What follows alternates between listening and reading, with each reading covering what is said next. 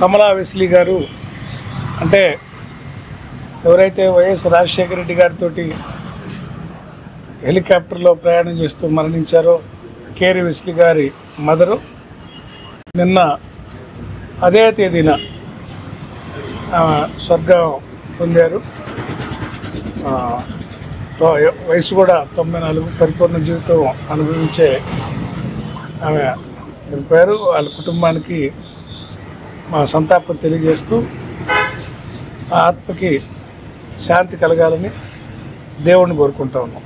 John Wesley గారు Lions క్లబ్లో మా సీనియరు, నన్ను కూడా ప్రెసిడెంట్ చేసి సేవా కార్యక్రమాల్లో చాలా ప్రోత్సహించి నాకు సన్నిహితమైన మనిషి.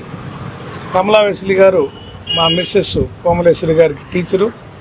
వాళ్ళ పెద్దలిద్దరూ కూడా మేము ఫ్యామిలీతో కలుస్తూ ఉండేవాళ్ళం. వాళ్ళతో ప్రత్యేకమైన అనుబంధం ఉంది. ఇవాళ మేడము మనలో మధ్య లేకపోవటం దిగ్భ్రాంతికరంగా విచారిస్తూ ఉన్నాం. కమలా వెస్లీ గారు ఆమెకైతే 94 సంవత్సరాలు ఆమె చనిపోయారు. ఆమె ఆత్మకి శాంతి చేకూరాలని. వెస్లీ గారు కుమారులు కూడా గతంలో 16 సంవత్సరాల క్రితం రాజశేఖర రెడ్డి గారు అప్పటి ముఖ్యమంత్రి, దివంగత ముఖ్యమంత్రి, ఆయనతోటి మరి రచ్చబండ అనే కార్యక్రమానికి పోతూ దారిలో ఆయనతోటి హెలికాప్టర్ ప్రమాదంలో చనిపోవడం జరిగింది. అదే రోజు నిన్న 16వ వర్ధంతి. మరి ఆమె వాళ్ళ మదరు ఆయన గురించి ఆలోచించి మరి ఆ రకంగా ఆమె కూడా తనువు దాల్చారు. ఆమె ఆత్మకు శాంతి చేకూరాలని వారి కుటుంబ సభ్యులందరికీ ప్రగాఢ సానుభూతి తెలియజేస్తున్నారు.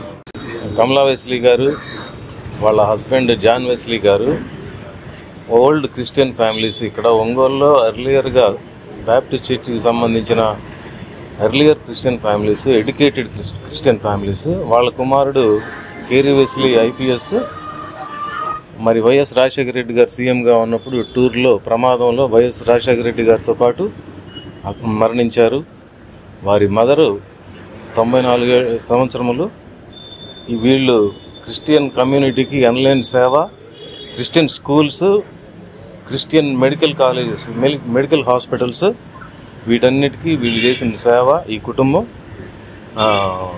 ఎంతో గొప్పది. అలాగే వీళ్ళ హస్బెండ్ కూడా ఒంగోలులో లయన్స్ క్లబ్ ప్రెసిడెంట్గా చేశారు చాలా కాలం. మంచి ఎడ్యుకేటెడ్, మంచి బుక్ నాలెడ్జ్ ఉన్న వ్యక్తి. ఒంగోలుకి మంచి పేరు తెచ్చిన కుటుంబంగా నా ప్రగాఢ సానుభూతి వాళ్ళకి తెలియజేస్తున్నాను.